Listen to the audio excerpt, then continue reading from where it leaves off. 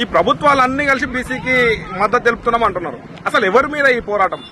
BJP ప్రభుత్వం మీద పోరాటం క్లియర్. బీజేపీ ప్రభుత్వం కూడా మద్దతు ఇస్తున్నారు కదా బీసీకి.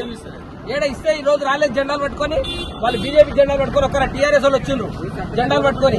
బీజేపీ వాళ్ళు రాలే. ఎందుకు రాలేదంటే బీజేపీ ప్రభుత్వమే రాష్ట్రపతి ఆమోద ముద్ర వేయించాలి. రాష్ట్రపతి ఆమోద ముద్ర వేయించడానికి గవర్నర్ నుంచి 3 నెలలైంది పంపి. ఇప్పటి వరకు రాష్ట్రపతి ఆమోద ముద్ర వేయించడం లేదు. కాబట్టి బీజేపీ దీనికి కారణం. బీజేపీ అడ్డుకుంటుంది. బీజేపీ బీసీలకు వ్యతిరేకం. బీజేపీ ఏమంటుందంటే బీసీలకు మేము ఎన్నో రకాలుగా న్యాయం చేస్తున్నాము, కాంగ్రెస్ ప్రభుత్వం మీద జీవో కలెక్ట్ చేయలేదని బీజేపీ నాయకులు కొంతమంది అంటున్నారు. దీని మీద మీరేం మాట్లాడుతున్నారు?